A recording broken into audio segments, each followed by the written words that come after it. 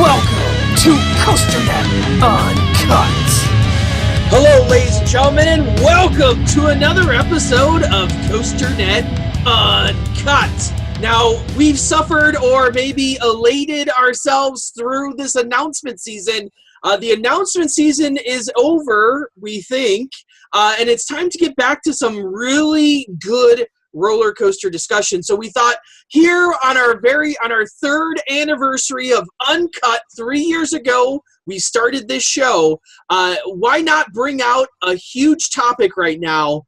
And that is the closing of a hot topic. A hot topic. And you can see we're dressed in full force tonight. I got my Dueling Dragons tie-dye t-shirt with the original Fire and Ice Dragon. I've got my Dueling Dragons mug here that my dad got me on eBay. I bought another Dueling Dragons mug off of eBay on Monday night on my way home from Universal this past weekend. I am all ready to talk about Dueling Dragons for a full-on hour tonight.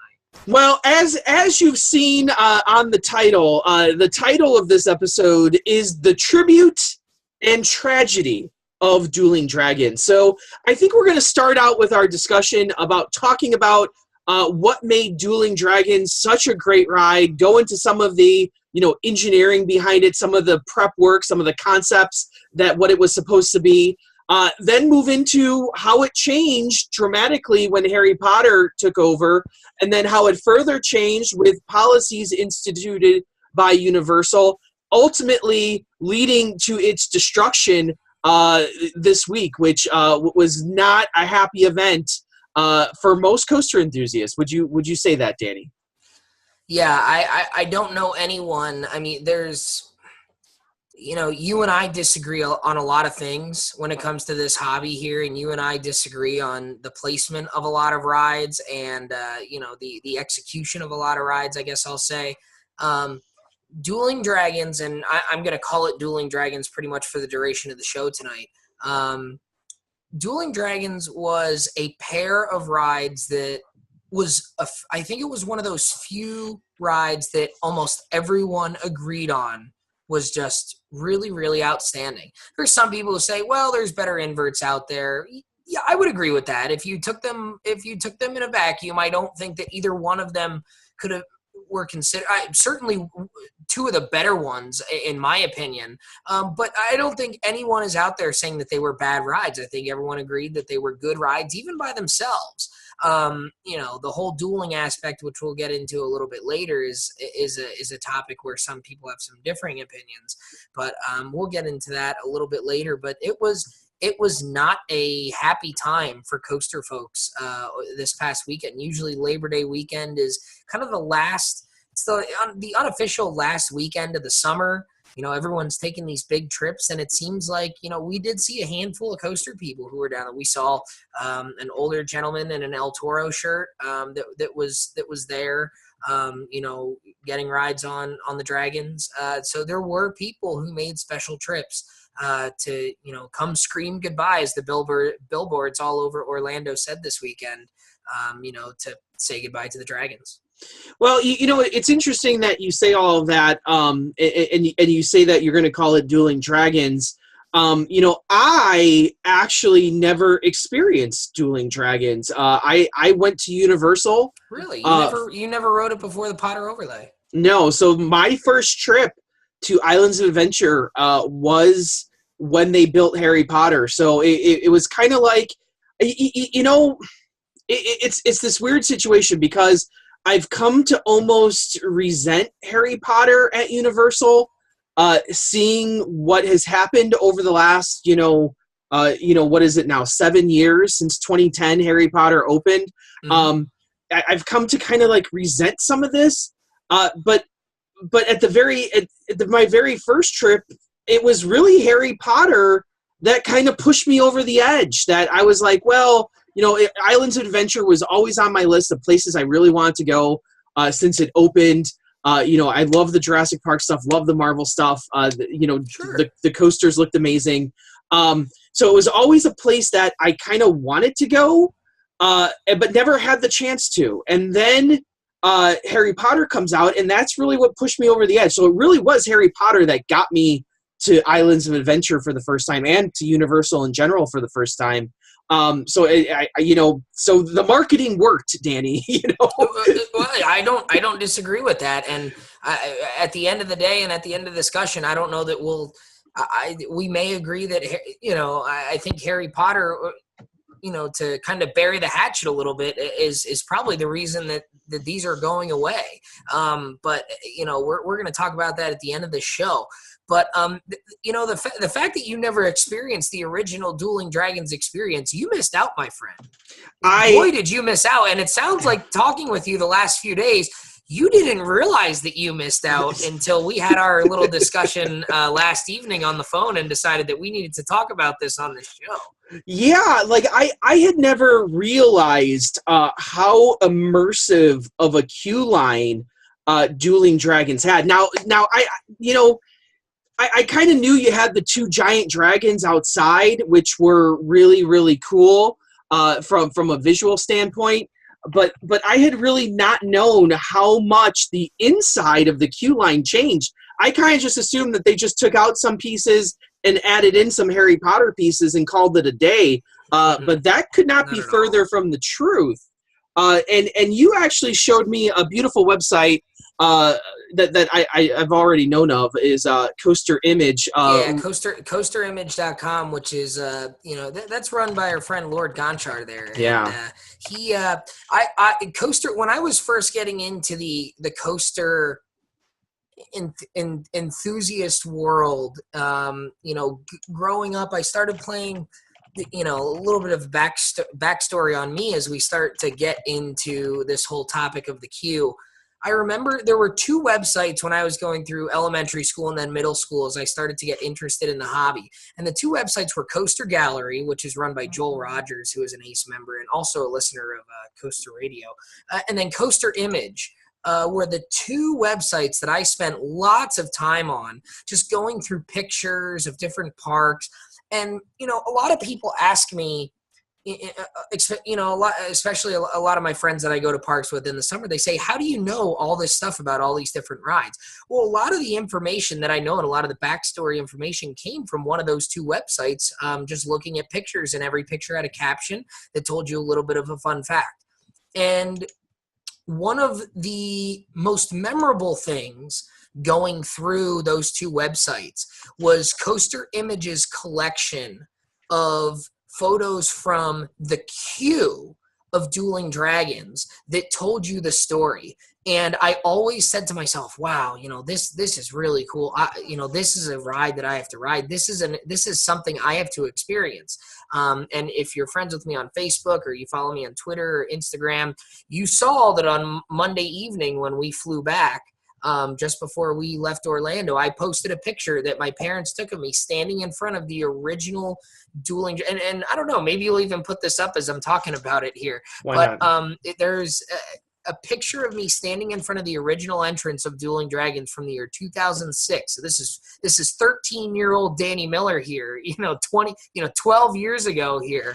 And it lived up to the hype in every sense.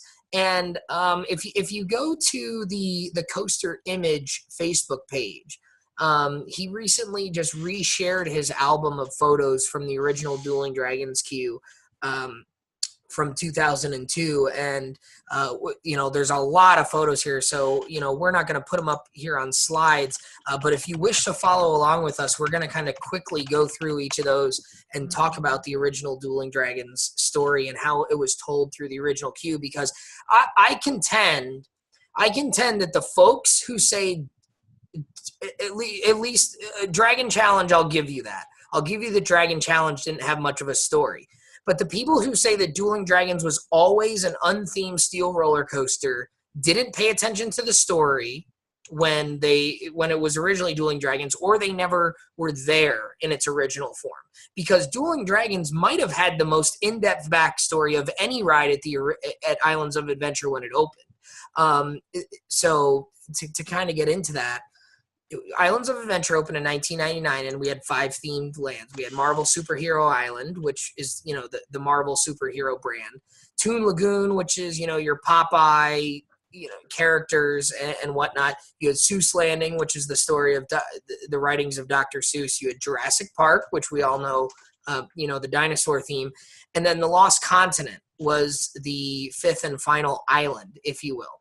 And the Lost Continent was the only area of the park that didn't have an IP attached to it. That was the only land in Islands of Adventure where Universal Creative was kind of given free range to come up with whatever stories they wanted. And the Lost Continent was split into 3 different lands. And it had 3 different areas, but it also had one overarching story. The idea of the Lost Continent was the Lost Continent is where the heroes and creatures and characters from all these epic stories from long ago went to live after they were forgotten and died. And the Lost Continent is where these creatures and characters would live forever. And, there's some irony, there's a bit of irony in that right away off the bat, right?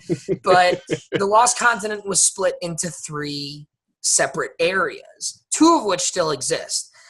There's the Sinbad's Bazaar, which still exists in the form of some shops, some, counter service food places, and then obviously the Sinbad Stunt Show, the 8th Voyage of Sinbad Stunt Show.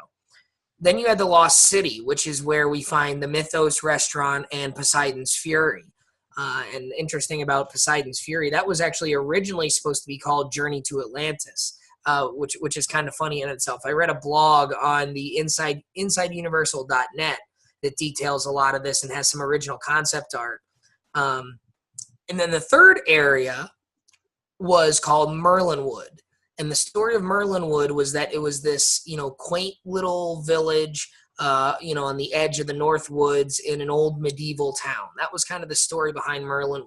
And the original concept art for the roller coaster actually called these rides Merlin's Dueling Dragons. And dueling was spelled with 2 L's. And I'm looking at the concept art of it here. It's very interesting. And the story behind Dueling Dragons was that the town of Merlinwood was this little village, and there were all these treasures and jewels and whatnot owned by the townspeople. And these 2 dragons, which I never knew this until the other day, the 2 dragons actually had names in the story. The fire dragon was named Pyrock, and the ice dragon was named Blizzrock. You never hear those names thrown around in the story. You never heard those names. It was simply fire and ice. But these 2 dragons kind of, ransacked the town and tortured the townspeople and ran away with all the treasure, and then kind of holed up in this castle on the edge of town in the North Woods. And that's kind of where the queue began, if you will. And Merlinwood is the area of the Lost Continent that was eaten up by Hogsmeade and the Wizarding World of Harry Potter. The Flying Unicorn, which is now the Flight of the Hippogriff, was part of Merlinwood. And there was also a restaurant known as the Enchanted Oak Tree Cafe, was the other major attraction, if you will, eaten up when Wizarding World took over the Merlinwood part of the Lost Continent. Yeah, and that's interesting because I like I said, I've never been to that part of the park before Harry Potter. So, I've always wondered, what it looked like. And over the last few days since the announcement of the ending of Dragons, I've been kind of looking at some old, like you said, concept art, some maps to try and figure out like what it kind of looked like and how Harry Potter was woven into it. It's just really interesting. And now you talk about how that story weaves itself into the queue line. So maybe at this point we go through some of these images here and you kind of explain how this queue actually played with this story. Yeah, so the story here, obviously the iconic approaching moment from Dueling Dragons was you approach the ride and you see these wonderfully twisted roller coasters behind these 2 giant dragon statues. You have you have the ice dragon on the left, Blizzrock, and he is kind of snaking around behind a pillar with a giant crystal of ice emerging from the top. And then on the right, you have Pyrock, who is, facing the other way, wrapped around a pillar with a giant flaming lantern on top of it. So right there, you've already got the distinctive fire and ice on either side of the entrance here, and you would walk through right in between the two mouths of the dragons, and you would emerge on the other side. And as you walk between the two dragons' mouths, you would see the entire ride, and directly in front of you, in a perfect line, were the 3 near miss moments designed into the ride. And then finally behind, directly above, the 2 near miss loops, which we all know about, the top of the lift hill. And this was intentional. There is a video on YouTube that's about 14 minutes long that was part of a VHS tape I had growing up called America's Greatest Roller Coaster Thrills, The Next Generation. It was a big series. The Next Generation was that version. Mark Woodbury and Dale Mason, who were 2 folks, part of the Universal creative team that created Islands of Adventure, said that that was very intentional, that if you stood outside the ride, you would see in a row, you would see the 2 dragons, then the interlocking corkscrews, which was the 3rd near miss, the 2 loops, which was the 2nd near miss. Behind that, you saw the 0G and airtime hill, which was the 1st near miss. And then finally, you would see the top of the lift hill. And these 5 things were all in an exact straight line that they reinforced throughout the design process, that they wanted those 5 things to be in a perfect line. So after you entered the queue, you would go eventually into the castle. After you had all this outdoor part that was kind of, on the edge of the village, you would approach the castle. And the original queue was over a half-mile long in terms of walking distance if you walked the whole thing. It was said that it was actually able to hold over a 4-hour wait, is how long this ride was. And you think about that. Think about some of the lines at Cedar Point and how long they get. Some of those lines aren't long enough to hold a 4-hour wait. Yeah. And when you think about it that way, you think about how long this line actually was, because it wasn't just switchbacks. It was one continuous path through the castle in most cases. So you approach the castle, which, as we're looking at the coaster image photos now, the very first one, the castle was magnificently detailed and was actually dumbed down as part of the Harry Potter transformation. They actually took away a lot of the outdoor detail as well. And you would walk into this castle over the drawbridge, and you would see parts of the castle that kind of looked like something had beaten them up, and it had kind of been torn down. And eventually, one of the first rooms you would get to, which is now, or was, where the Triwizard Cup was. The Triwizard Cup is kind of the second room you went through in the Dragon Challenge days, and there was a pedestal there that had a book. And if you read the pages on the book, there it's hard to see in the coaster image picture, but there was a little bit of the story woven in there, where if you read the pages of the open book, that looked like they had been frozen and torched a little bit and were missing parts of it, you would hear the story of these 2 dragons locked in eternal battle. And then you would go into this room where you would see 3 stained glass windows. And these stained glass windows were actually projection screens, similar to what we see on some of the more recent Universal attractions. And these were enchanted stained glass windows that if you stood there and watched long enough, they would tell you the story of how the townspeople had been, ravaged by these 2 dragons and how they hold up in this castle. And, the wizard who kind of oversaw the town, whose name was Merlin, as we mentioned earlier, kind of warned you, don't go to the castle. Everyone who's ever gone into the castle, on a quest to slay the dragons has never returned. And what's interesting about that castle in that image is it looks like a fully formed castle before the dragons got to it, which is kind of cool. Yeah, that's exactly right. So, these dragons kind of went into this old abandoned castle and, kind of beat it up, and that's where they reside. So you learn the story about, the battling dragons, and the stained glass windows kind of transform and tell you the story. And then you move on and you start to go down these twisted corridors.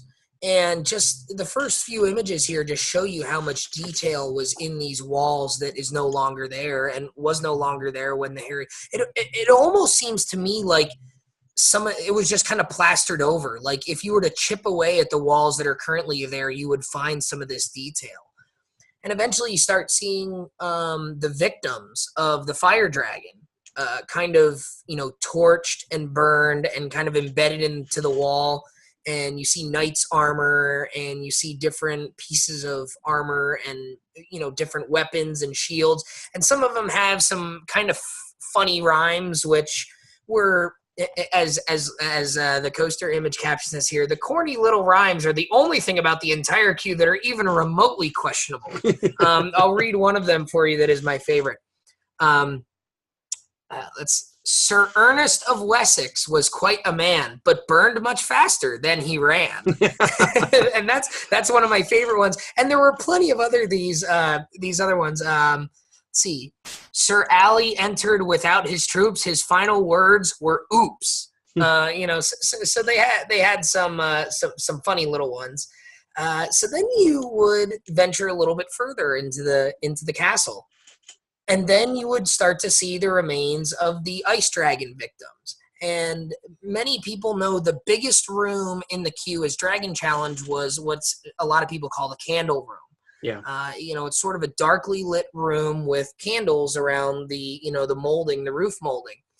And if you look here, you could see way back when the wood post and beam structure was very crystallized, and it looked as if it almost had like freezer burn type of thing on it, and it had snow and ice crystals, and you saw a running knight that seemed to be crystallized in ice, and you saw a knight looked like he was diving or jumping with a battle axe in his hand, and then you saw a knight actually on a horse next to a chandelier that had been frozen, and some of the candles were frozen, and this remarkable detail in this room to make everything look like it had been frozen over. And I recall going through this room, and they actually had the air conditioning set quite low in this room. So when you moved from the corridor that had the fire dragon victims into this ice dragon victim room, you felt a noticeable temperature change, and you felt like, you were kind of in a refrigerator or even a freezer when you entered this room.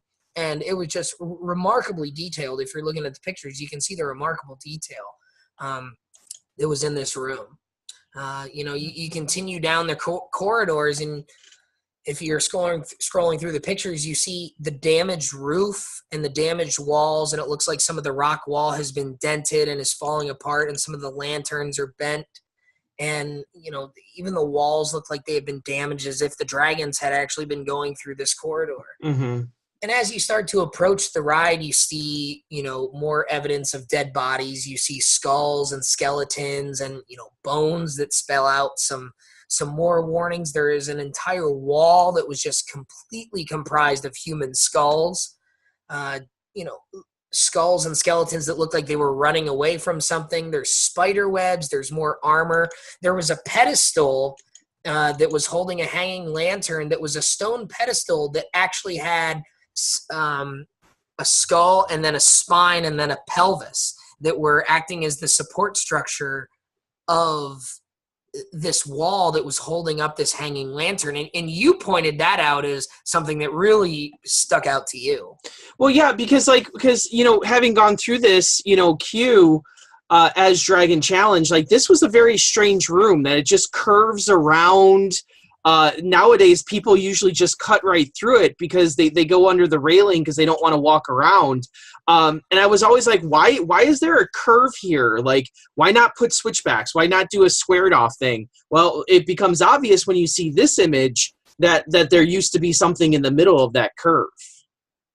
Yeah, exactly. And there's a couple spots there where it makes like the 180-degree turns where there's just kind of a wall there now, and it seems like there's no real sense as to why you make that curve, but you can see that there is some of this here, and then there's one other room just before you get to where you choose which ride you're going to go on. There was another room where there was a skull in the middle of a spider web, and there was a couple of other skeletons, and then several other skulls, and then written out in bones above that it says "Heed me," heed my warning, right? So at this point it was turned back. And the other thing that isn't conveyed in these pictures, if you go to YouTube, you can actually find a few walkthrough videos of the original queue. In the videos you can hear, there is, in Dragon Challenge, there was this very faint music, maybe some of the Harry Potter music and very faint sounds. you could actually hear Merlin the wizard warning you to turn back and to not go into the castle. And you heard different warnings. You heard screams. You heard shrieks. You heard dragons growling. You heard, if you've ever had an ice cube tray with frozen ice cubes in it and you've cracked it, you heard that sort of noise as if things were being frozen over. You heard as if people were being burned by flames. You heard all of this while you were walking through here. So at this point, if you didn't get the message, as the caption here says, if you don't get the gist at this point, there may be no help for you. But we want to go on the quest for the dragons, and away we go. We see a few more skeletons. We see a sign that says "To the Dragons," that is very cleverly being held up by a flaming lantern here. And then we get to what for me was probably one of the most iconic moments of the ride that was off the ride, where in the Dragon Challenge days, you saw, the lit up wooden signs that said Chinese Fireball or Hungarian Horntail. There was this beautifully detailed mosaic piece of artwork on the wall that was absolutely massive. And it said, and I don't know if this is Latin. I actually haven't found a translation for it, but I'm going to pronounce it as best I can. Convoque fortitunem tuum, which I don't know if that's an actual translation to another language. I don't know. I'm not a Latin expert. I'm not a Romanian expert. I'm not a foreign language expert by any means. So I can only assume that in some sort of language, even if it's a made up one, that translates to what was written on the sign, which says, choose thy fate. And that meaning fire or ice. Because as was detailed in the Inside Universal blog, there were other little sayings kind of throughout the queue that were spelled out, whether they were carved into the walls or spelled out with bones. And I'll read a few of the best ones for you. Past this point of no return, your only choice is freeze or burn. So at this point, you're past the point of no return, and you must choose thy fate, fire or ice. And that was the story. You've gone too deep into the castle. You can't escape now. You need to choose fire or ice. Another one was, you do not listen to this old magician, and so you'll need a good mortician. That one's kind of funny. That was more of a little bit of a playful one. And probably my favorite one was, if you continue along this path, you will face the dragon's wrath. And I think that, those were just little details like that you didn't get in the new version that kind of just reinforced the story that you were being told all the way. And I don't know if you knew this, but in this blog, it did say a concept that did not make it into the final ride before guests went into the station. They were actually planning to have a big room where you would go in, and it would be a dimly lit room similar to what the King Kong, the new Kong Skull Island ride has with the fortune teller. You were going to go into a big room like this where it was dimly lit with these little lanterns all the way around. And then on the ceiling, you would see an Expedition Everest-esque projection. You know how you see the Yeti tearing up the track on Expedition Everest? You were to see a projection like that of the two dragons actually battling before you went in to choose which side. And that was something that didn't make it into the final ride. But to think that there was going to be even more detail and more of a story put into this ride that ultimately didn't make it is just mind-boggling to me. So at this point, we're at the ride. So I'll let you share. I've been doing a lot of talking here because I've known so much of the story and got to experience it in person. I'll let you give some of your thoughts before we get into the ride and the design and the engineering prowess behind the ride. Well, because walking through, because I can remember walking through Dragon Challenge for the first time and thinking how dark it was and wondering why it was so dark. I kind of just naturally assumed that they probably didn't have to change all that much, because I just assumed that, you were in a cave, we're walking through this dimly lit cave, it just fits, and they just put some Harry Potter stuff. But obviously that's not the case at all, that it was probably darkened to cover up all the things that they had to change whether it's maybe they had to repaint different walls, because everything seems to be brown. Like everything in those pictures seems to have like a shade of gray or green or blue. So there's beautiful colors in there that are just gone now. yeah, so like now everything's just brown and dark. And you talked about the candle room, and that's kind of like the coolest room in the queue line now, because you have the illusion of floating candles above you, which are probably just on, fish wire or something like that. Mm-hmm. Nothing, elaborate. And I thought that was pretty cool. But now, having seen all these pictures, like, it just dawns on you on how much Harry Potter took away from that queue line, and how it's pretty boring now. Like that is not a queue line that, I think the very first time I went in 2010, it had maybe a 45-minute to an hour wait on it. So I waited in some of that queue, and I waited, probably in that curved room with the pedestal in the middle that's now gone, and maybe a little bit before that. So I had been standing in that line, and there's just nothing to look at now.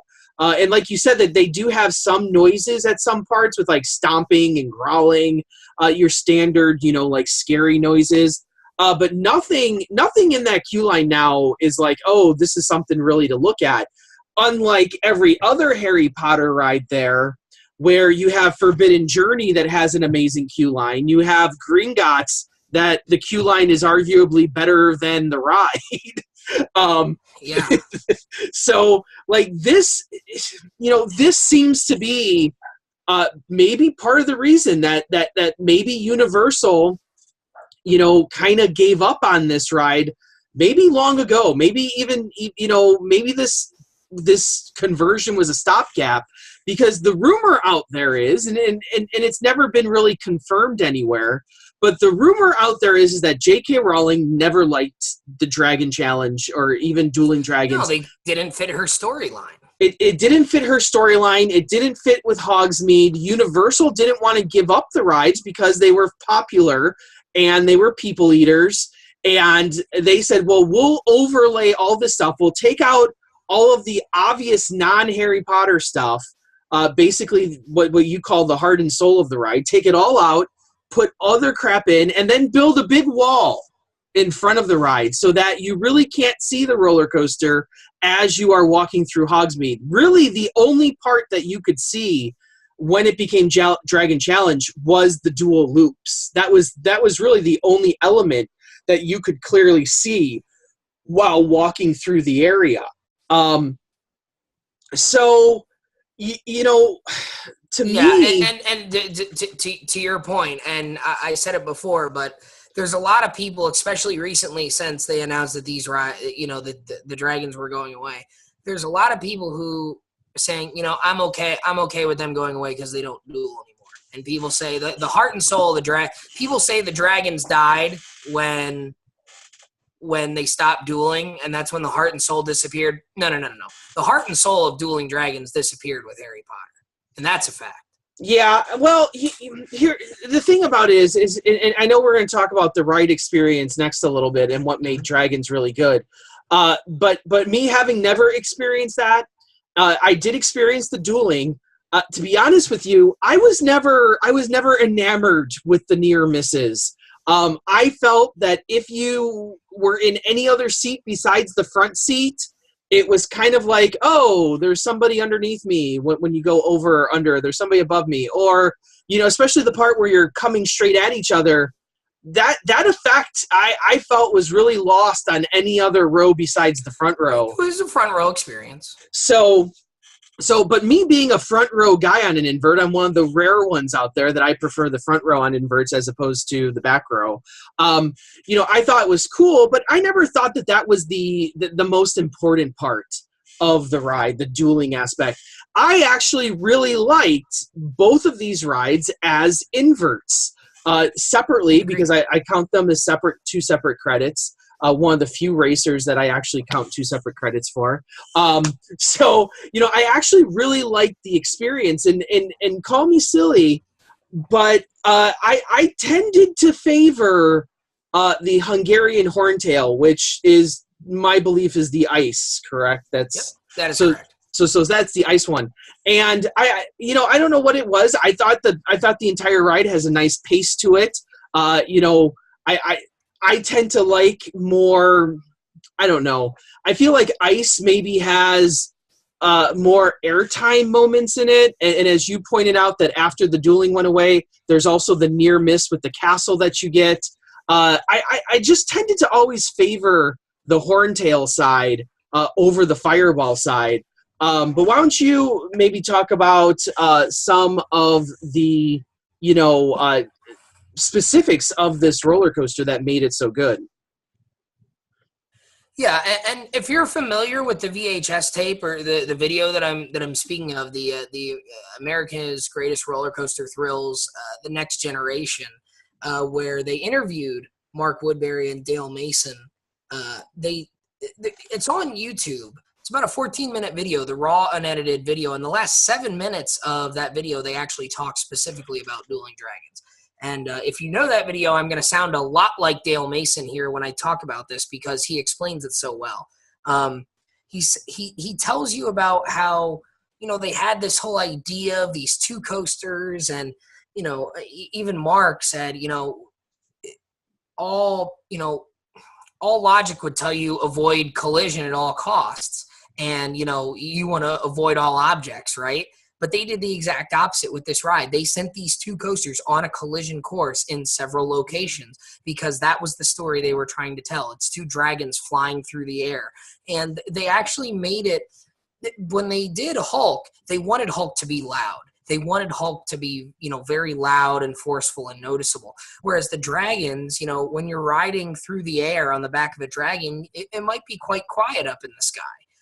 So the idea was that they wanted the dragons to be rather quiet, and they did what B&M has done on other rides. They placed a plastic liner on the inside of the track spine and then filled it with pea gravel is what they used in this case, and it lessened the vibration, which obviously took away a lot of what the B&M roar was. So when you were riding the ride, a lot of times all you would hear were the screams on the other coaster at these near miss elements, which was something that they really wanted to be a part of it. And as you approach the ride, you wouldn't hear the B&M roar. You would hear the people screaming as they, passed by each other. And, this was really the first ride where coaster cars were put on a collision course at each other in this type of way. Around the same time, we saw it done with Lightning Racer. We saw it done with Gwazi. But this was the first time where rides were really put in the same space in such close proximity. Dale Mason explained it, that said, he talked about the safety envelope. All the coaster nerds know about safety envelope, right? And you see when they do pull throughs, you see that weird steel round bar mechanism they put around the train, and they pull it through to make sure that there's nothing hitting anywhere, that a guest can't possibly hit their hand or leg on something. And the safety envelope is essentially the farthest you could possibly reach while sitting in the seat, plus a little bit more space. And what they did, they took that safety envelope and then added 18 inches on the end of that safety envelope. And that's what they decided was the clearance they wanted between the other coaster cars. And then also in the instances where there were near misses with objects, specifically on Ice Dragon, where you had the near miss with the castle wall.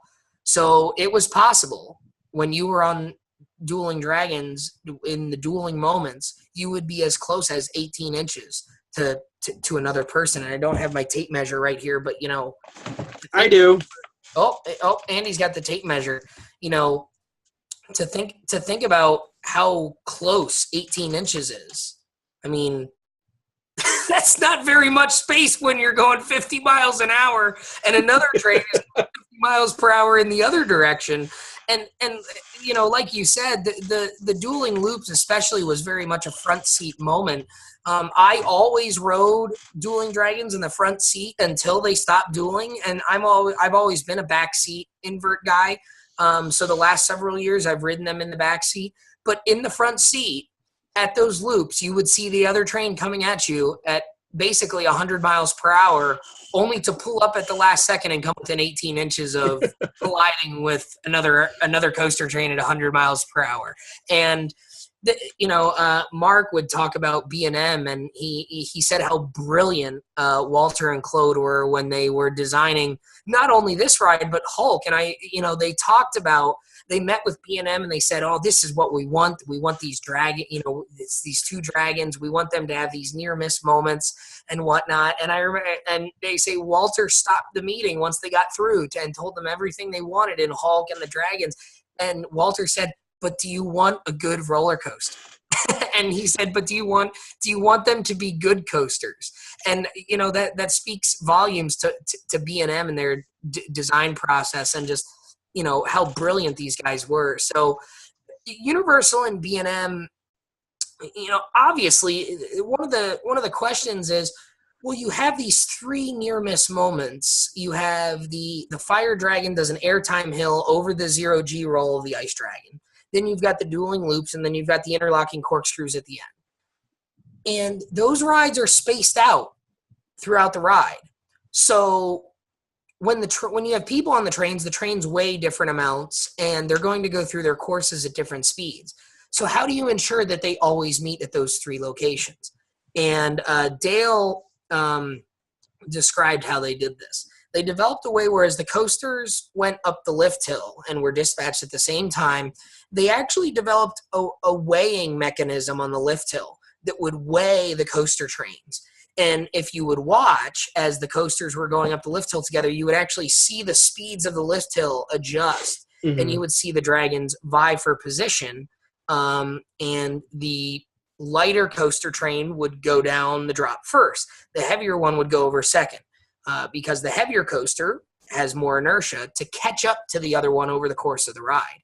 And the focal point was that they always wanted the trains to meet at those loops, because that was the middle element, that was the signature element. They always wanted those trains to meet at that location. So the algorithm in the computer system would space the trains out based on their weight differential to the precise distance that they would need to make sure that they would always meet in those two loops, and then they would maybe be slightly off in the other two locations. But it would space them out in the right amount that they would always meet in those three locations that they wanted the trains to meet every single time. And it worked brilliantly. And if you ever watch the ride run during the dueling days, you would see that those trains would always meet in those three locations. And like I said, those three locations on the top of the lift hill and then the original entrance of the ride were in a perfect line, and were in a perfect sight line where you would see all five of those elements come together. And it's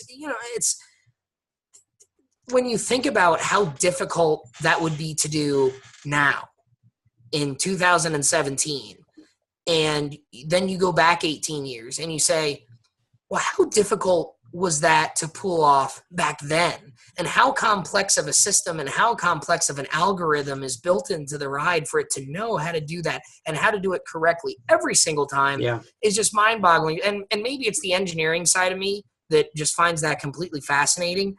But that was the part of the ride that, from what we know, was actually deleted from the computer system when they decided to take the dueling out. So actually on one of our rides this past weekend, we were dispatched almost at the same time as a train from the other side, where the front row of our train on Fire was lined up with the back row, the ice train.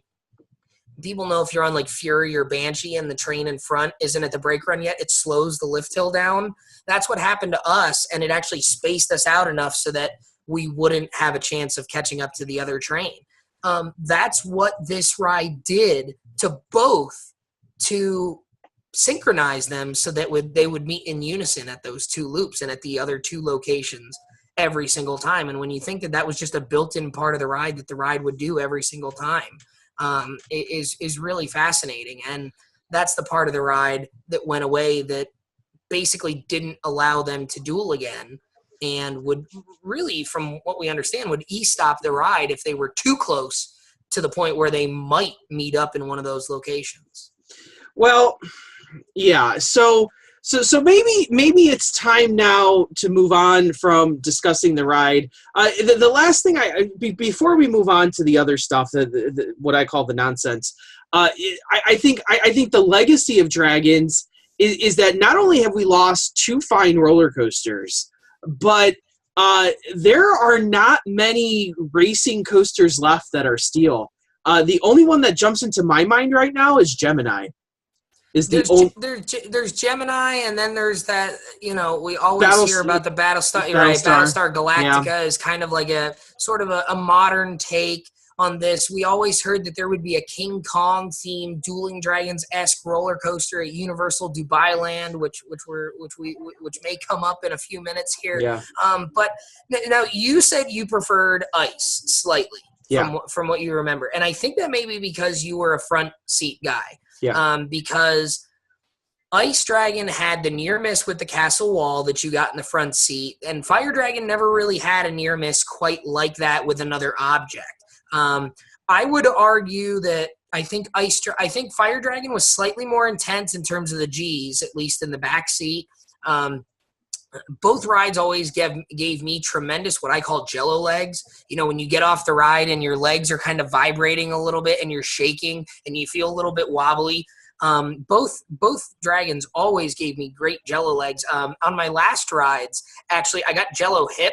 Like we went through on it happened on Ice when we went through the Cobra roll. My hip started cramping because we were being pushed into our seat that much, and that was only and then I wasn't walking straight all day at SeaWorld the next day. My hip was sore. And I'm convinced that it was just because we were riding these rides that much at the end of the night.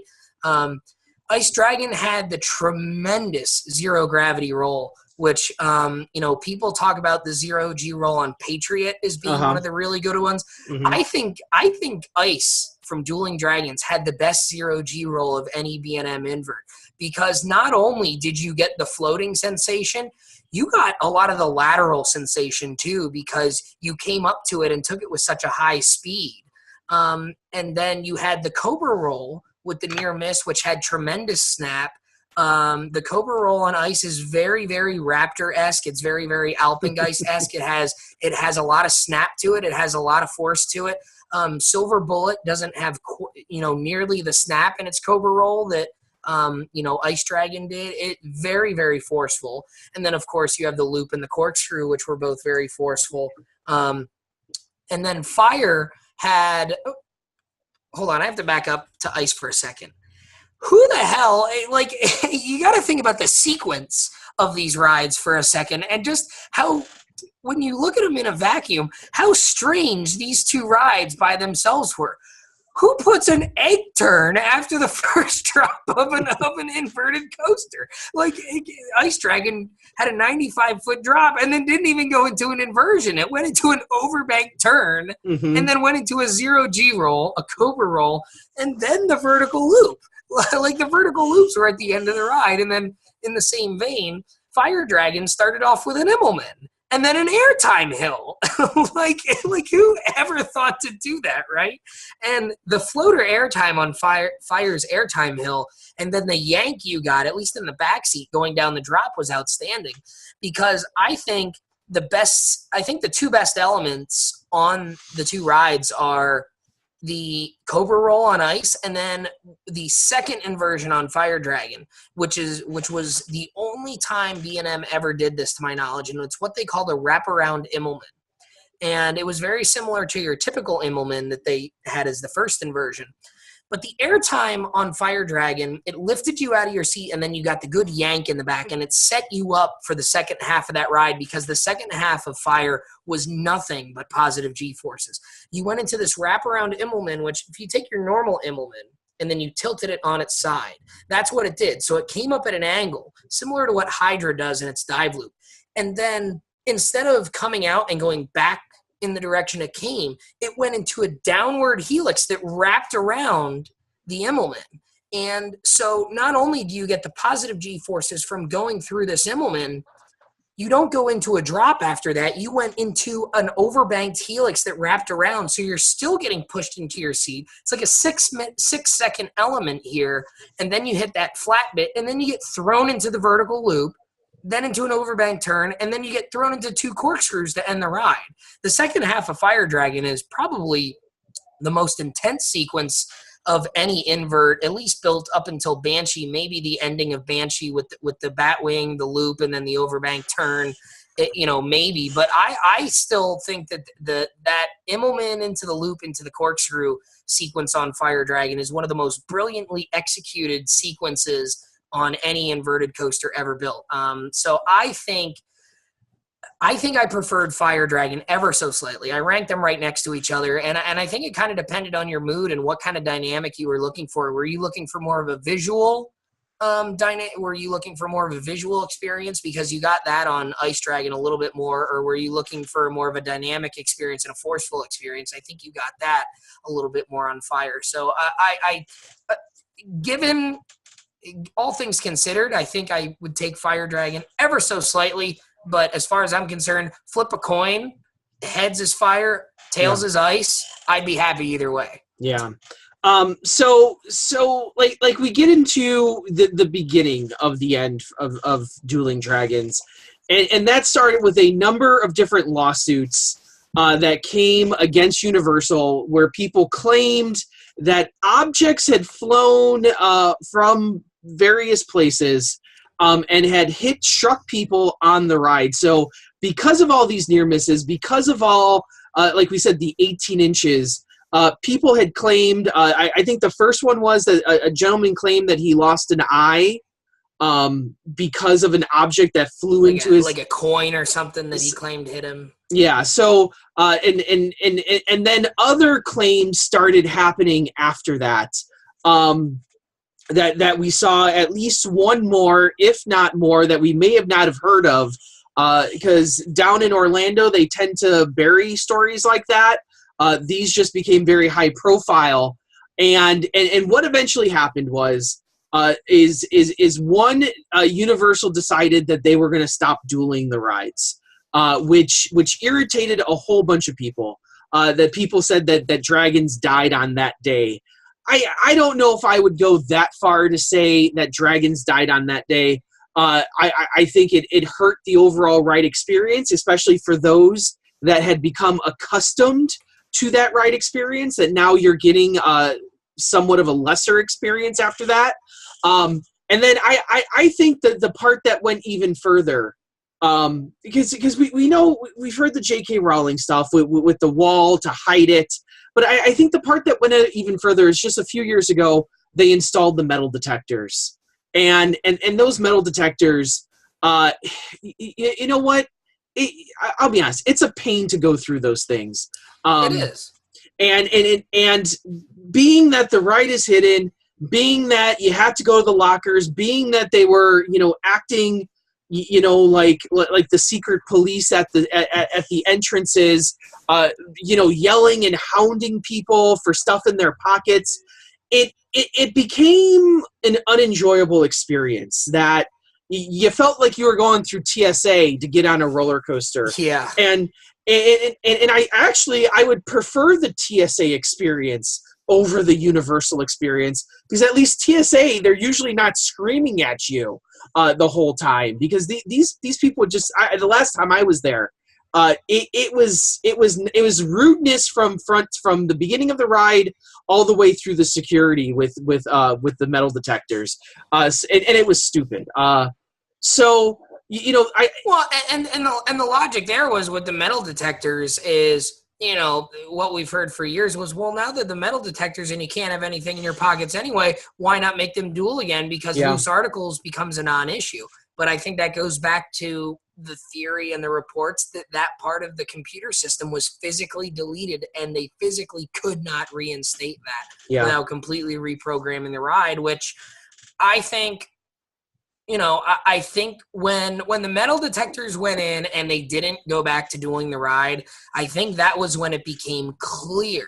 There was always talk that they were on borrowed time, and that once Harry Potter came in, that they would eventually go away.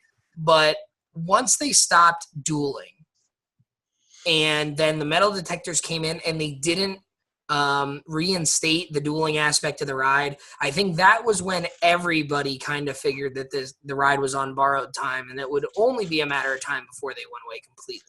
So, and this is where I come to the obvious conclusions.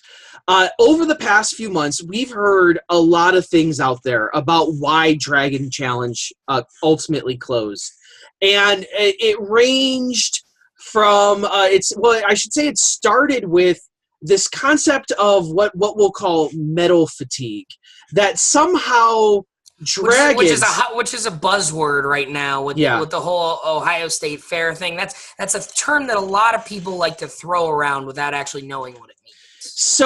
So a lot of people, the basic idea here was that because Dragon Challenge and ultimately Hulk as well, because Dragon Challenge isn't the first B&M to be scrapped. Hulk was scrapped too, and it just happened to be reincarnated with brand new track. Yeah, in the same spot. I compare Hulk to if you decide to tear down a ride and clone it in the exact same space. That's what happened with Hulk.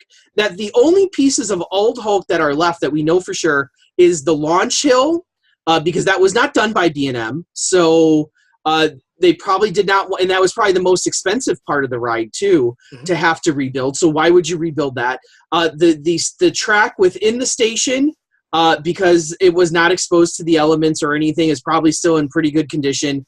And then I've heard that the final brake run and the mid-course brake run are still the same, which would make sense because those are the other two pieces that would cost more money with electronics and setup and brakes and mag stuff or and whatever else you use. The mid-course was replaced. The mid-course was replaced. I don't know about the final brake. I think part of the brake run is at least the same. So even with Hulk, there is this discussion of metal fatigue as well. We know that Hulk was torn down. There's plenty of pictures out there. The people who call it a retracking, I don't understand how you call that an extreme retracking, I guess. I when you tear down, and maybe Corkscrew at Alton Towers is still in the middle of retracking as well. I think the Great Nor'easter at Maurice Piers is a better example of what's a retract, because they actually kept the support structure up and physically only replaced pieces of the track. We have to remember that Hulk came down pretty much in its entirety. Track supports, that all came down, folks. A lot of people are out there saying that a lot of the supports are still the same. Go look at pictures. There are pictures of the Universal Lagoon there, and there is nothing where there's nothing there. There's no supports. A lot of those supports would not stand without track there. Keep that in mind as well. And there's also pictures of the supports and the track both on the scrap heap as well. So there's plenty of evidence out there to say that everything was taken down besides just the visual of it. And there's also people who are saying, well, wood coasters get retracked all the time.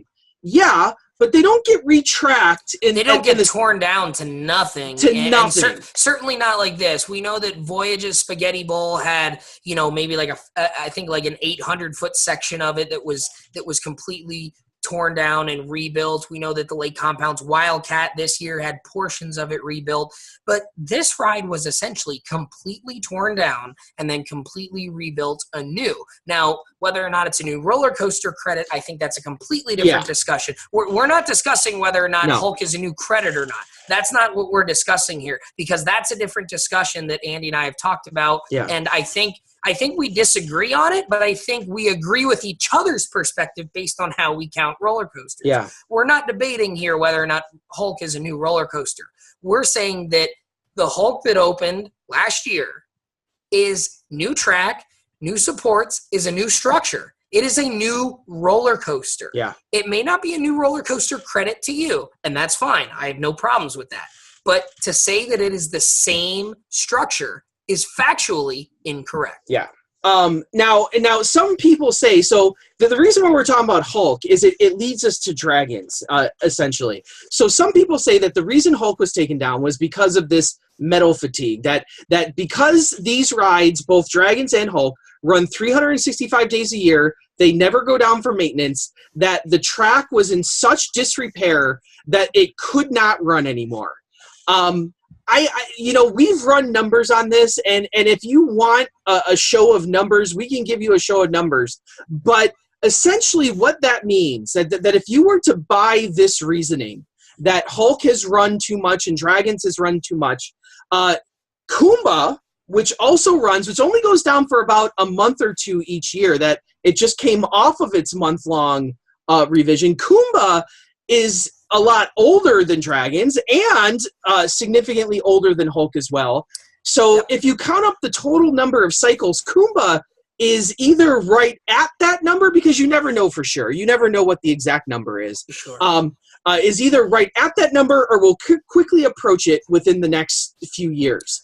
The numbers I have, based on the assumptions we made, and again, we'll give you numbers if you want them on a separate show, but based on the assumptions that you and I agreed on, which seem very reasonable based on the park. We didn't assume that these are running the same number of hours every day. We even accounted for the fact that Kumba is closed we took a month off every year of Kumba's operation, which wasn't the case when it first opened. So we've been pretty conservative here. Kumba, by our calculations, should have more cycles than both Hulk when it closed and more than Dragon Challenge, because even to this day, we calculated all the way through to the beginning of September. Dragon Challenge, by our estimation, should not have as many cycles as Hulk did, and both of them, based on our assumptions again, both of them should have less cycles than what Kumba currently has. And there's talk that Kumba's going to get VR on it. Kumba's not going anywhere from what we understand at this point. And to move that further, you start looking at the Batman clones, especially Batman at Six Flags Great America. You look at Raptor. Raptor, 1994. 94. Quickly approaching the numbers, the Dragons. Only 200,000 cycles less than what the Dragons are at currently. So you would be assuming that if you truly believe that metal fatigue is the issue and that these rides have a shelf life, then we would assume that many of these early 90s B&Ms, like the Batman clones, like Raptor, eventually things like Rougarou that opened in 96, that all of these rides should be closing in the next 5 to 10 years. Danny, I don't know about you. I don't see that happening at all. I don't see any of these rides even coming close to that point where there will no longer be in the parks. I don't see it happening. No, and history has shown us that typically your steel roller coasters tend to have a life of, it's been talked about that like 40 years is really the number for most of your steel roller coasters. And to think that,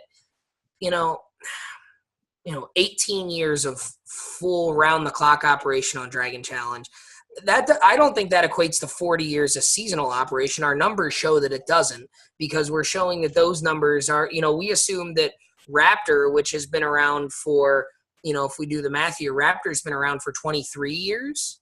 And that shows us that Raptor and Dragon Challenge are roughly around the same numbers. And Raptor only runs 4 or 5 months out of the year. And it's only been open 5 years longer than the Dragons. And Raptor exists in a much harsher environment than does. Now you can argue that maybe the rain has something to do with it, because it always rains in Orlando, that somehow the rain leads to rust. But Raptor sits 4 to 5 months in some of the coldest weather that you will find anywhere in Ohio. And it has snow on it for 3 months out of the year. Absolutely. So I don't know how that affects, metal, but I just know that, I live in Chicago and I look at the streets, and when it's cold outside, those streets get torn up real quick with potholes because of the expanding ice, the water, all of that happening. So you would think Raptor is in a much harsher environment than, say, Dragon Challenge, which just has to deal with rain, that you should be able to find something that stands outside that doesn't fall down. We have plenty of other roller coasters from Schwarzkopf, from other manufacturers that have been up far longer than the B&Ms. Revolution, Loch Ness Monster. We've run numbers on a lot of different coasters. Revolution, Loch Ness Monster are two that really stick out. Magnum is one that's in that discussion. Gemini, certainly. Mindbender at Galaxyland up at the West Edmonton Mall is certainly a very forceful ride. That's been around since 1985, and by our calculations, has more cycles on it than Dragon Challenge ought to. Because remember, that's kind of a year-round ride too. Now that's closed and maybe doesn't run as many cycles nearly. It doesn't draw the crowd. Mindbender at Six Flags Over Georgia with a very, very, what looks to be like a flimsy structure. It's a very thin structure. It's not the big, bulky B&M spine that we know. That's been around for several years. Olympia Looping is another one. A lot of different rides that we've looked at. So we get to, well, is there another explanation for both Hulk and Dragon Challenge? It's been thrown about by some people that maybe Universal, when it opened, did not build these rides up to specification, that maybe they bought cheaper materials in the hopes of saving money because they're opening up a whole brand new park with all this theming. You saw the theming inside Dragon Challenge. That takes a lot of money to do. Yep. So maybe the problem is there. I have a hard time buying that. One, from both perspectives, from Universal's perspective and from B&M's perspective. That one, why would Universal bet on failure and saying, hey, we're only going to buy these rides. They're only going to last 20 years. We're going to buy them cheaper, and then in 20 years we'll do something else. For some reason, that doesn't sit well with me. And from the B&M perspective, why would B&M agree to build not one, not two, but 3 roller coasters ground up, knowing that if something happened, maybe they would be liable? Yeah. And why would I return business? I don't know. I don't buy for a second that just from forget B&M for a second. Just from the Universal perspective, this giant corporation with all this money to throw in and make this theme park, and I mean, come on. The Studios Park had been around for several years and was very successful. And they're in the best market in the world for theme parks.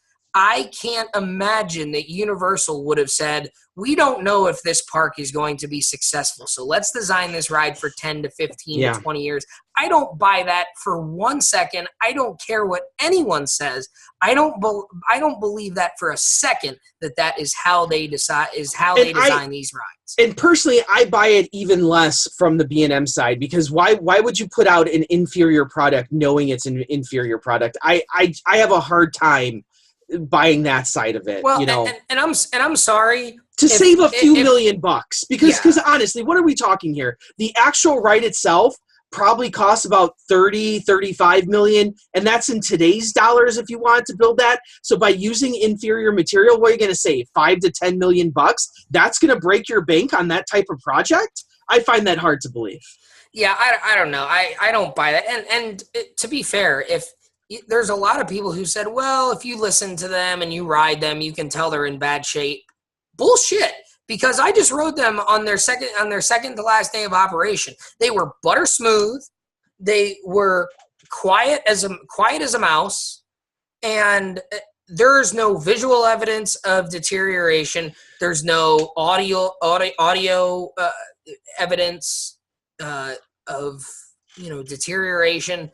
They don't sound bad, they don't look bad, and they certainly don't ride bad, because those are 2 damn good roller coasters over there. And again, we said it before, but if you've said this before, if you are the people saying, oh, it's okay that they come out because they don't duel anymore, you missed out on 2 excellent roller coasters all by themselves, because those 2 rides could have been separately and put it into another park, and they would have been 2 damn good inverted roller coasters all by themselves. So I don't.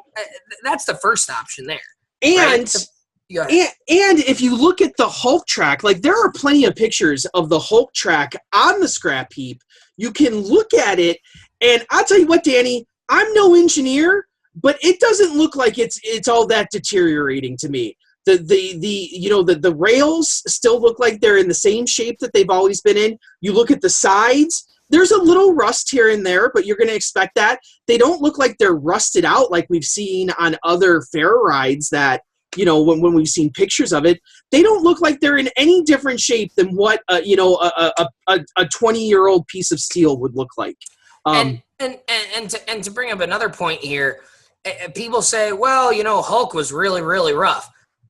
What's your excuse now? Yeah. Because I'll tell you what, I enjoyed New Hulk. I was never one who had a problem with Hulk. I never had a problem with how Hulk rode. I never thought it was that overly rough. I always kept my head back and never thought it was that bad. But there's a lot of, I'm in the minority there. There's a lot of people who said they get headbanged just as much as they used to. So what's your excuse now? Because you can't tell me the brand new track's in bad shape, right? Well, and some people are going to point out, they're going to be like, well, why did they take out Hulk then? So if it's not metal fatigue and it's not, and our argument is that it's ultimately the new Harry Potter ride that ended Dragon Challenge. That's our thesis here. So my thinking is, if you look into the story of Hulk, there's a whole lot of interesting things that are occurring here. And you mentioned it before. It starts with Universal Dubai. And they were going to open up a brand new park in Dubai. And, they broke ground in, what was it, 2008? 2008, ground broke, and then it was put on hold, and there's been no construction since 2009. And there was they were really trying to combine Universal Studios and Islands of Adventure, because there was talk, like I mentioned before, they were going to reincarnate Dueling Dragons in the form of a King Kong themed coaster, is what they said. Other people thought that there was the renderings and the concept art shows an exact clone of the Incredible Hulk coaster. And there were varying reports whether or not that was going to be the Kong coaster or if that was going to be a Men in Black themed coaster. There's a lot of varying reports, but there's theories out there that perhaps some of that track was manufactured in the early 2010s, and then when the project was put on hold and was ultimately canceled, that they had all this extra track sitting around, and that Universal said, well, maybe we'll do something with it and basically extend the life by 15 years by replacing it anew. And also keep in mind that you also have the Disney deal working on this Hulk story as well. That, the rumor is, and I say rumor because it's never been confirmed by anyone, the rumor is that Universal can't really touch the Marvel Superhero Island without getting the approval of Disney. And because Disney is their rival, they're obviously not going to approve huge new amazing attractions that are going to take business away from Disney. So Universal is kind of stuck with working with what they have there. And if they clone the same ride, maybe there's a loophole there where they clone the same ride, they get to extend its life, they get to redo the entire queue line, which is actually a lot more impressive. I kind of miss the 90s feel to it. Because I'm a 90s kid, but the new queue line is really impressive. It's really cool to look at. It's very cool. So they extend everything. They get to remarket the whole thing, and they already have the track, and so they just do it. That's the best I can come up with. I once again, I don't buy that the ride was in such disrepair that they need to take it out. Flipping to Dragon Challenge, I don't buy that the ride was in such disrepair that they need to take that out either. I think that simply comes down to, one, J.K. Rowling not ever wanting it there to begin with, and two, Universal's about to get their rear end handed to them by Disney over the next few years, and they are going to go back to the same well that they've always went to become popular, and that's the Harry Potter well.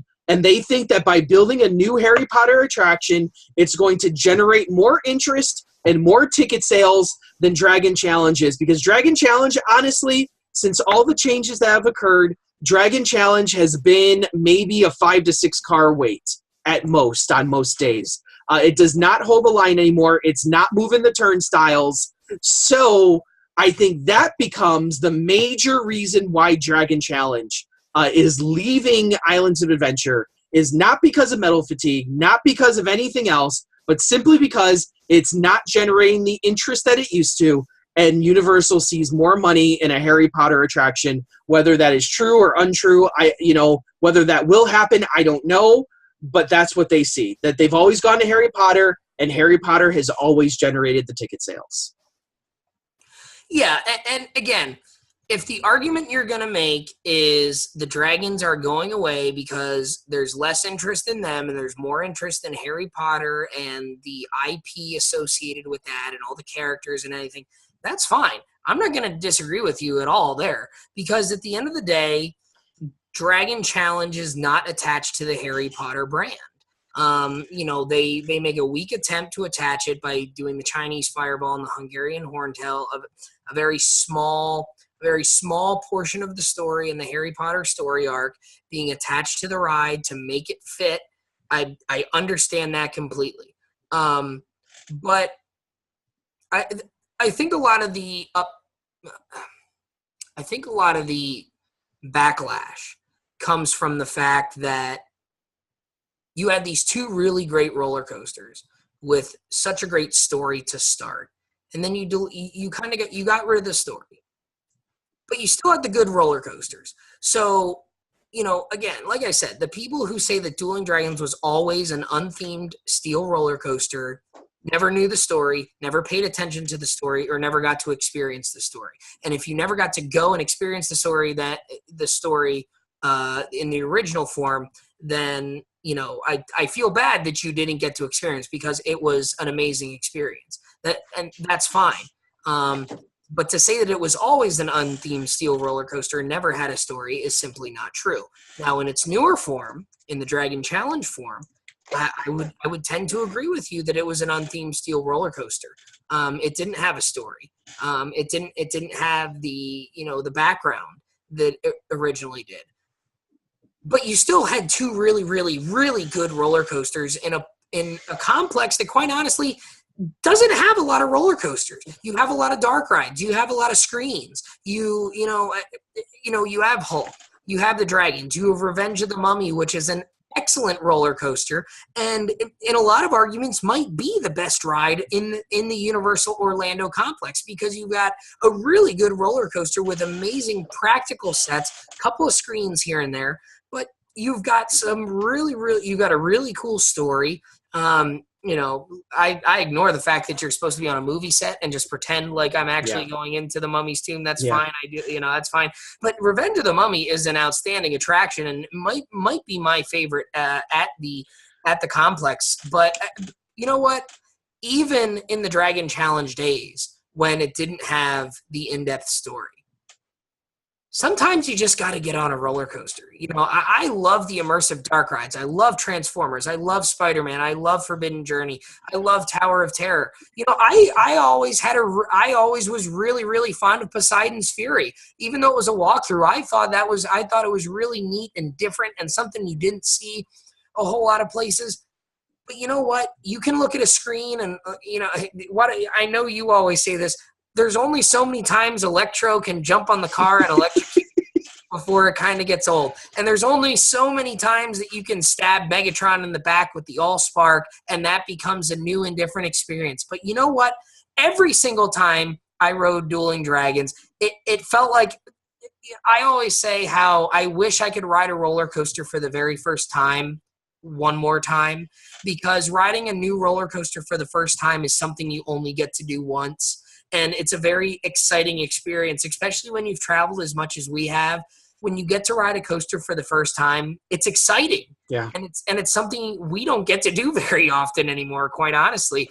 And it kind of felt like every time I rode Dueling Dragons, I was riding it for the first time in a certain regard. And you know what? Sometimes you just got to ride a really good roller coaster. And you know why? It comes down to this. It's real. It's not Hollywood magic. It's not fake. It's not simulated. It's real. The feelings you get, the experiences you get on Dragon Challenge, they're real experiences. When you fall, you are actually falling. When you invert, you are actually inverting. It's not some trick of the eye or trick of the screen. When you come 18 inches from plowing 100 miles an hour into another roller coaster train, you're actually 18 inches from plowing into another roller coaster train. And like you said, these dark rides, they're great. You know, I went to Avatar Land in Pandora, and I absolutely loved Flight of Passage. I think it's one of the best new rides they've made. But, you know, I rode it twice. I probably could ride it once more. And then after that, you know what? It might be time to move on. Same thing with Spider-Man or Transformers. I have about a 2 to 3 ride limit. And then, like you said, how many times can the same stuff happen to you over and over and over? Because it's not real. It's not that real. It's a simulation. It's a great effect. It's a great effect. And when you get hit with the levitation ray and you start, you know, floating up in between the skyscrapers, it's a great effect. I love it. I love it every time, but it's the same every time. It's the same every time. And I think my issue with Universal now is they have come to a point where if I'm, and keep in mind, it's $110 or at least, you know, $100 a day to walk into that joint. You can get cheaper tickets with multi-day passes or whatever, but it's still one of the most expensive tickets outside of Disney. So when I'm walking into the park and I'm looking at Islands of Adventure, and honest to God, Danny Miller, I was just there in the beginning of June. When I'm looking at the list of things to do, and at the top of my list is go eat lunch, I think there's an issue all of a sudden because I've been going to Universal the past few years to go to Horror Night. So I've ridden Transformers. I a lot of times went to Islands of Adventure. I've kind of done the parks to death at this point, where even going there once a year feels like I've done it. I've done it enough. I go once a year. I maybe go for 2 or 3 days, and I feel like it's completed. I have no desire right now to go back to Universal to go ride the rides. I feel like the 2 to 3 days were more than enough. However, when I go to the best theme park in the world at Cedar Point, I was going through withdrawals where I just, I haven't been there. You went 2 weekends in a row. I went 2 weekends in a row. I'm going to make another 2 trips there by the end of the season. And I feel like there's still, like, I can walk around that park and yeah, I'm not really like super excited to go ride everything. But, I'm walking through the park and I walk by Gemini and I see it doesn't have a line. Oh, I'm going to go ride Gemini right now. Or I'm walking by Maverick and it doesn't have a line. Oh, I'm going to go ride Maverick. And well, Maverick always has a line. But Maverick always has a line now. Next year, hopefully it won't. Well, to that point, I mean, I've always been in the last several years, Universal in Florida is a place that we go to Florida just about every year. Whether it was spring break while I was in college, or when I went to IAPA in 2014, or if it's for the closing. We went last year to do the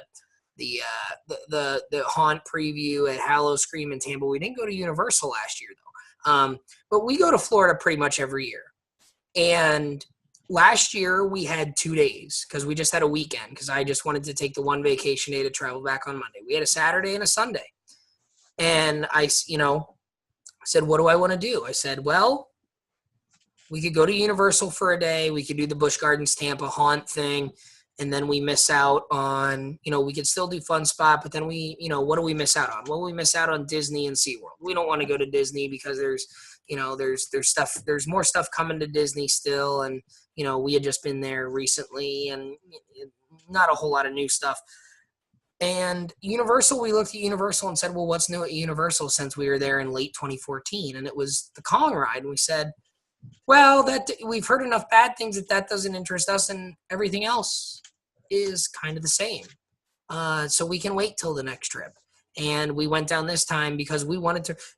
I'll tell you what, we talked about going down for the Hallow Scream preview again the last weekend in September.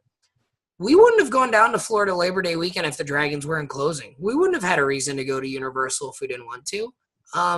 We didn't do Tampa this time around because we wanted to do SeaWorld because, Manta's there and, Mako's new. And, even though we rode Mako last year, we wanted to ride Mako more than we wanted to ride Cobra's Curse. So that was the decision we made to do on Monday. And SeaWorld is the kind of park that you can do from 9 to 5 and then get a 7 o'clock flight home because that's exactly what we did because you don't You don't have to spend a full day at SeaWorld if you just want to do coasters and a few of the exhibits. And that worked out beautifully.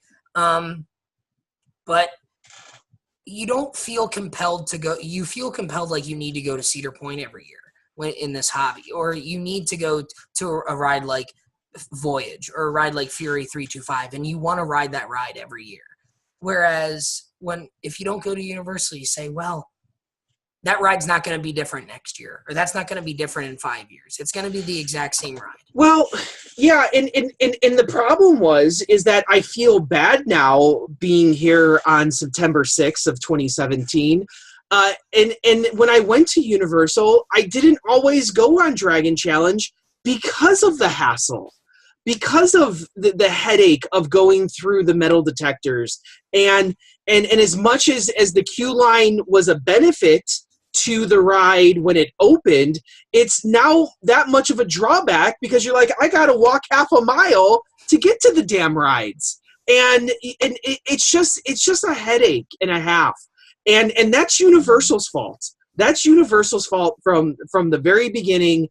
And granted, the lawsuits, whatever, who knows, but they made the decision that we're gonna put up these metal detectors and give people a lesser ride experience. And ultimately, that's what killed the Dragons is those decisions, and Harry Potter ultimately killed the Dragons. And it's a sad state of affairs that it really, I know you were there this weekend. It didn't hit me until this morning when our friend Ryan Wilcox posted the picture of the fence in front of the entrance. And I just felt deflated at that point to say that these two rides that I rank in right around my top 30s, these two rides are gone forever. And really, to be completely honest with you, that unless Universal installs something new that's amazing, there's really not a whole lot of reason for me to go back to that park. Yeah, and we talked about this, Adam Beard was down there with us this weekend as well, and we talked about, what's to come, and we've heard, maybe a Forbidden Forest type of attraction, more recent rumors talking about maybe a Ministry of Magic attraction of some sort. I'm not like a Potter fanatic. I don't know all the little ins and outs and backstories. Like we talked about this a couple weeks ago with the superheroes and how you're really into the comic books and whatnot, and a lot of the intricate relationships. I don't know that stuff about Harry Potter either, but I enjoy the rides. I know the stories. I know the movies. I know the books. I enjoy the IP in general. But I don't know what the third dip into the well is going to bring, and I'm not sure what's going to get the fan base motivated, because in the last 7 years since the first round of the Wizarding World opened, I feel like all the crazy Potter fans in the last 7 years who have wanted to go there have gone there. And the question becomes, if you're trying to appeal to that rabid fan base and to get those people come down a third time, what's going to get them to come a third time? And I don't know what the answer to that question is. And this is a separate issue as well, that there's a number of things going on here. That one, being a teacher, my wife is a teacher, we have access to kids. The number of Harry Potter fans in the world are dwindling. That you have your core group of kids that grew up with it. The younger kids in the grammar schools right now may have seen a few of them. There's very few younger kids that are latching on to Harry Potter fanatically like you saw in the last 10 to 15 years. Number two, I am one of those crazy Harry Potter fans. I've read all the books when they came out. I watched the movies dozens of times. I do know a lot of the ins and outs, and I can sit here and tell you that a new Harry Potter ride, unless it's out of this world amazing, and by that I mean a real roller coaster, not an Arthur-style dark ride, because I don't think that fits the bill, although that does fit with, if you know anything about Arthur at Europa Park, it does fit everything Universal has said lately, that they're lowering the height requirement. Dragons had the 54, which precluded a lot of the kids from getting on. So it's lowering the height requirement. I don't know how you do that with a standard roller coaster that's going to be amazing. I don't know how you do it, Danny, but I think the discussion we had is that whatever replaces Dueling Dragons, to be worth the investment, it would have to, I think it has to be the best ride at the Universal Complex. And I think it might have to be like top 2 or 3 attractions in the world to really, really get the people who are upset about if it's another Gringotts, you can keep it. I'm not going to be happy if it's another Gringotts. A good queue with a subpar ride. And here's to put another spin on that. Gringotts, you had the opportunity to build a legit roller coaster in the movie. It flowed like a real roller coaster, and you chose not to. You chose to do a tilt track with a bunch of screens on roller coaster track. That essentially is the equivalent of the robo coaster at Forbidden Journey. So you had the opportunity to build a real roller coaster. You chose not to. You could have done something like Mummy and done something really cool. You chose not to. And now all of a sudden you're going to choose to build. That's why I find it really hard to believe. Maybe I'm wrong. Maybe I don't know what I'm talking about. Maybe they are going to build one of the most amazing roller coasters in the world, set in either the Forbidden Forest. That hope to God it's not Fantastic Beasts, because I hated that movie. I don't know how it would be Ministry of Magic set to a roller coaster. I don't understand that. But maybe it will be this amazing ride that will blow us all away. But I'll be honest, I'm not super excited about Harry Potter anymore. I feel like everything they've done already. I thought Diagon Alley was really cool. They've done the obvious. They've done Hogsmeade and the Castle. They've done Ollivanders. They've done the Hogwarts Express. They've done Diagon Alley. They've done Nocturne Alley. They've done the Gringotts Bank roller coaster. It seems to me, when I talk to the Harry Potter people, is that there's not another thing that they haven't done yet that says that needs to be a theme park attraction. Because when you saw Gringotts Bank, when you saw the Hogwarts Express, you said that could be a theme park attraction. You could do that in a theme park. Or people talk about the Quidditch motorbike roller coaster. Yeah. People always throw that out there. They kind of work the Quidditch thing into the Forbidden Journey. So I don't know, are you kind of double dipping there? I don't know. If we get a Quidditch themed motorbike roller coaster, I don't know if that excites me at this point. I think maybe originally it might have, but I don't know if that's exciting enough to tell me, okay, I'm okay with the dragons coming out. I don't know. Is there? I can't think of something else that people say that needs to be a theme park attraction. Yeah. So I think at this point we've been talking for an extreme amount of time. Thank you for staying with us. Yes, if you've made it this far, congratulations. You deserve a prize. Yeah. We don't have any, but yeah, you get a no prize. So I think at this point, I think the only thing left to say is that ultimately, Dueling Dragons Dragon Challenge is going to be a ride that I think most enthusiasts are going to miss. I know a lot of people were out there saying, oh, move them to another park. It's not going to happen. They'll be on the scrap heap next to Hulk. So it's really a shame that Universal has come to this. And I'll tell you what, I think you said it best, that the roller coaster world is lesser today than it was last week because of this. Yeah, I agree. And we talk about rides that go down in roller coaster history and roller coaster lore, and rides that we talk about, years down the road. Drachenfire is one of those rides that we seem to talk about even long after it is gone. Big Bad Wolf is one we talk about even long after it's gone. We'll talk about the Big Bad Wolf. We're 8 years removed from having the Big Bad Wolf being taken away from us. Even though we got a very formidable replacement, it's still a ride we talk about. We talk about Son of Beast, and we're not far removed from Son of Beast and everything that was, but we still talk about it. And the Bat at Kings Island. This ride, these rides, I would argue, are going to be talked about more than any of those other rides, simply for the fact that they were so brilliantly designed and they were such a marvel from so many perspectives. Because in a way, this is a giant middle finger to in-house theming and unique storytelling, because we lost the story. We lost the background of the original concept behind Dueling Dragons and the Lost Continent to a certain extent for an IP, because the Lost Continent, like I said at the beginning of the show, was the only part of Islands of Adventure where the Universal creative, directors and the engineers were allowed to let their minds go as far as they wanted to, because everything else had to fit into the IPs. The Lost Continent didn't have IPs attached to it, and in that regard, it was probably the best island of the original islands, because there were no limitations except for what the designers could come up with. Their imagination was the only limitation, and we lost that years ago.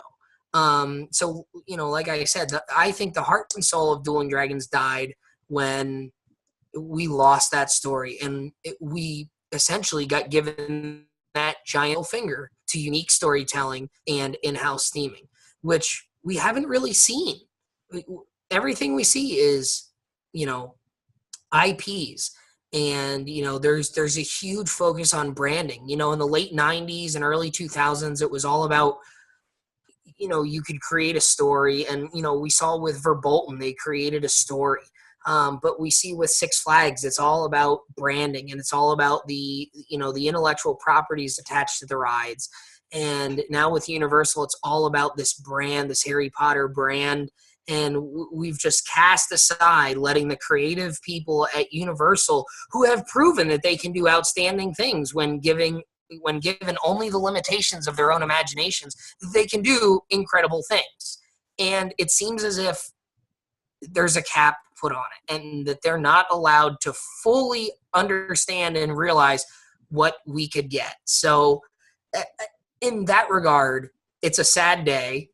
And it's a sad day from the roller coaster perspective, like you said, because we're losing two outstanding coasters. People made fun of me about Georgia Cyclone and all that. I can get over Georgia Cyclone. We're getting Georgia Cyclone in some form still with Twisted Cyclone. I understand Georgia Cyclone is a ride that I was in the minority that I liked. This one hurts worse. I was upset about Georgia Cyclone. And, I was sad about Georgia. I was upset about Georgia Cyclone. I'll get over it. This is one that I'm not only sad about, I'm angry about. Yeah. Because this is one that everybody liked. Yeah, and like you said, it was one of the iconic pieces of Islands of Adventure that when you saw commercials, it was Hulk, it was Spider-Man, it was Dueling Dragons. It was that's what put Universal on the map. Not Harry Potter. It was Dueling Dragons. Really, if you were a thrill seeker, that those iconic images of the near misses were all over the commercials. That was what was being sold to us, and it's no longer there. So now we got Harry Potter, and hopefully we're all happy for it. I guess got the magic of Harry. But like I said, I don't know. Dueling Dragons, it's a shame. It's a shame, and I don't know if the path that Universal is going to go down will change the ultimate effect of what's happening in Orlando over the next few years. People can say, "Oh yeah, they're fine. They'll be fine," but the fact of the matter is that there was always talk of them maybe defeating Disney in the attendance. Not anymore. Let's be honest. That ship has sailed. And anything they're doing now is just to make it a little bit closer, which I don't even know if it will anymore. So I think that's the best way to put it. I mean, it's a sad. You can tell by the tone of our voice. It's a sad day. I think Islands of Adventure is a worse park today than it was yesterday. Yeah. Or whenever you're watching this, a week ago. And in 2 years, whenever this new attraction is, whenever it opens, I hope it's a better park then than it is right now. But I don't. For me, I don't think it will be. Because like I said, sometimes the queue was an attraction in itself, which was great, and you had a great story, but then at the end of the day, you got on a great roller coaster at the end. And there's nothing better than an immersive story, a detailed story with incredible theming, and then you get on a great roller coaster. Yeah. And that's what Revenge of the Mummy still is, but Dueling Dragons was better. In its heyday with the story, you had an amazing story, an amazing theme, incredible characters created out of the minds of great people with great imaginations, and then you got on a great roller coaster. Yeah. So I guess we'll have to remember Dueling Dragons in the same way that we remember, Big Bad Wolf and Wildcat and Disaster Transport. Yeah, right. So the Lost Continent is where the dragons were supposed to live forever. Where do they go now, Andy? Yeah, where do they go now? The Scrap Heap is where they're going, right next to Hulk. So, so as always, ladies and gentlemen, thank you for joining us here on this this tribute and tragedy of Dueling Dragons. I'm, of course, Andrew Barczyk from Chicago, Illinois. And I'm Danny Miller from Binghamton, New York. And as always, right on, Ride Warriors. Dragons fly forever, Andy. Dragons fly forever. Sometimes.